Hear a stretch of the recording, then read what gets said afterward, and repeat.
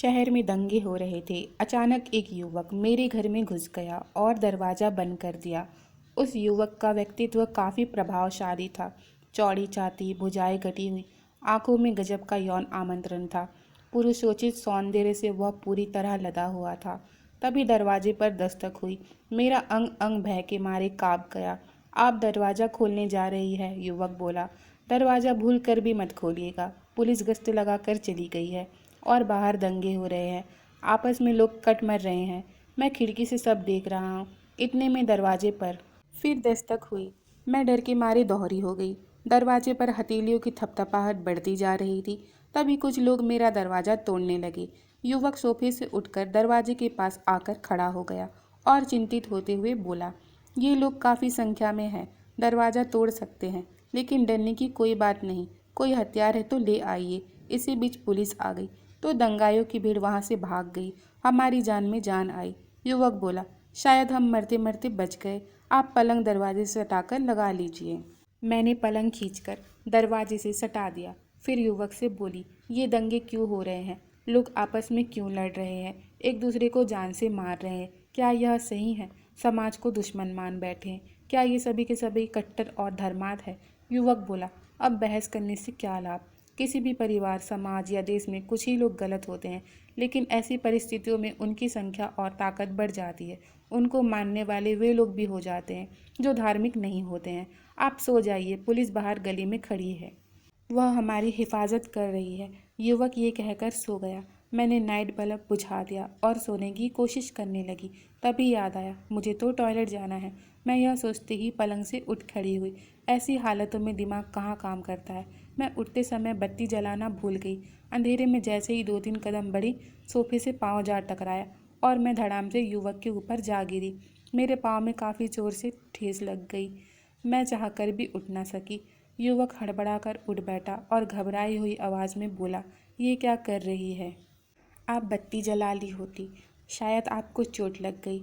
हाँ, मुझे ज़रा सहारा दीजिए। मैं बाथरूम जा रही थी तो सोफे से पाँव टकरा गया और आप पर गिर पड़ी। मेरे ये कहते ही उसने मुझे अपनी बाहों में उठाकर पलंग पर सुला दिया। फिर उसने बत्ती जला दी। आपको उठाना चाहिए था, ये कहकर वो मेरे पास ही बैठ गया। अब मैं उसे एकटक देख रही थी। उसकी मर्दानी बाहों का पहला पहला स्पर्श सचमुच ही मुझे आत्मविभोर कर रहा था। मैं कैसे उस आनंद और स्पर्श का वर्णन करूं? शब्द ही नहीं मिल रहे। मेरे जिन जिन अंगों को युवक ने छुआ था, उन उन अंगों पर बार बार मैं अपनी उंगलियां ले जाकर फिरा रही थी। मुझे इससे आत्मसंतुष्टि मिल रही थी। तभी युवक ने कहा, चोट कहीं जोर से नहीं लगी? मैं देख रही थी, वह भी मेरे चेहरे के भाव को पढ़ने की कोशिश में था। मैं उसके नज़दीक आती हुई बोली, जब सोफे से पाँव टकराएगा तो चोट तो लगनी है। मैं शर्मिंदा हूँ, मेरे कारण चोट लग गई। क्या आप अकेली ही रहती है? आपके मम्मी पापा आपके साथ नहीं रहते हैं? युवक कुछ बनते हुए बोला। मैं समझ गई, जो पुरुष कुछ देर पहले विश्वास करने की बात कर रहा था वह कितना झूठा है। उसकी निगाहें अब सिर्फ मेरी देह पर ही है। पुरुष इस मामले में कभी विश्वसनीय नहीं हो सकता। झूठी तो मैं भी थी, अकेली होने का रोना रो रही थी और अब उसकी मर्दानी बाहों के स्पर्श के लिए लैलित थी। हम दोनों ही एक इंसान थे और इंसान कभी एक सा नहीं रहता। वह पल पल बदलता रहता है, पानी की तरह। जैसा माहौल देखता है वैसे ही स्वयं को बना लेता है। मैं ज़्यादा देर तक अपने आप पर काबू न रख सकी और बड़ी बेशर्मी से उसके कंधों पर हाथ रख दिया। वह आश्चर्य से कुछ पल तक मुझे देखता रहा, फिर अपना दायां हाथ मेरी कमर पर रखकर अपलक मेरी आंखों को देखने लगा। उसकी आंखों में न जाने ऐसा क्या था कि मैं देखते ही देखते सम्मोहित सी हो गई और थोड़ी आगे की ओर सरक गई। उसने कमर पर से हाथ खींचकर मेरी पीठ पर रख दिया और धीरे धीरे मेरी पीठ को सहलाने लगा। मुझे उसके हाथ के स्पर्श मात्र से ही जो सुख मिल रहा था, वैसा सुख जीवन में नहीं मिला था। सभी सुखों से अलग था। इस सुख में क्या नहीं था? रंग, रास, मिठास, गंध सभी कुछ तो था। मुझे यह बात समझते देर न लगी कि अगर बदरंग जीवन को रंगीन किसी से बनाया जा सकता है तो वह स्त्री पुरुष की बाहों का स्पर्श ही हो सकता है। इतने में ही युवक ने मुझे लिटा दिया। मैंने कोई विरोध नहीं किया। मैं कुछ बोलती या समझती इससे पहले वह मेरे यौनांगों को बारी बारी से चूमने लगा। फिर उसने मेरी पलकों पर अपने गर्म होंठ रख दिए। मैं सितकर उठी और पलंग से उछलकर सोफे पर आ गई। युवक हंसने लगा। मैंने आंख नचाते हुए कहा, पकड़ो तो जानो, मुझे ललकार रही हो। युवक ये कहते हुए उठा और पलक झपकते ही पलंग से सोफे पर आ गया। मैं वहाँ से उठकर ज्यों ही पलंग पर जाने के लिए उठी, उसने मुझे अपनी बाहों में दबोच लिया। लो अब पकड़ लिया ना, मैं खिलखिलाकर हंस पड़ी। वह सेक्स कला में निपुण था।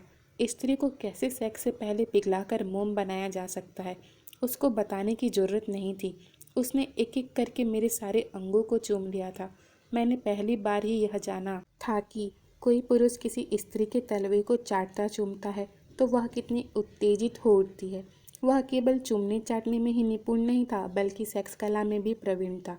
जब वह मुझे अपनी बाहों का सहारा देकर मुझसे खेलने लगा तो मैं अनायासा ही उसके होठ अपने होठों में दबाकर चूसने लगी। मैं अपने आप में थी ही नहीं। मुझे तो उसके होठ ऐसे लग रहे थे जैसे मिश्री की डली हो, उससे भी कहीं अधिक स्वादिष्ट और मीठे।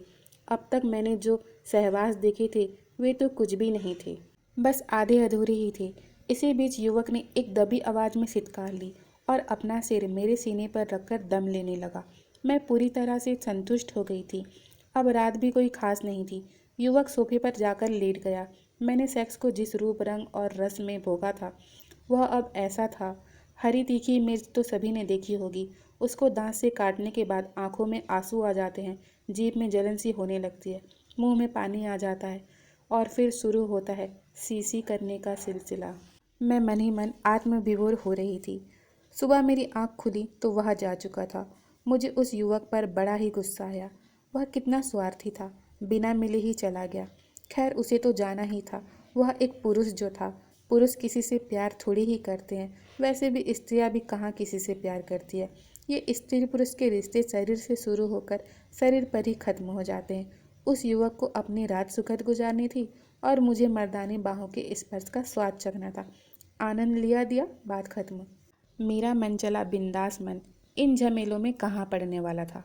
मैंने एक झटके में ही रात के मधुर क्षण को झटक दिया और बाथरूम की ओर बढ़ गई। कहानी अच्छी लगी हो तो एक लाइक ज़रूर करना और मेरे चैनल को सब्सक्राइब ज़रूर करना। और कहानी सुनने के लिए धन्यवाद।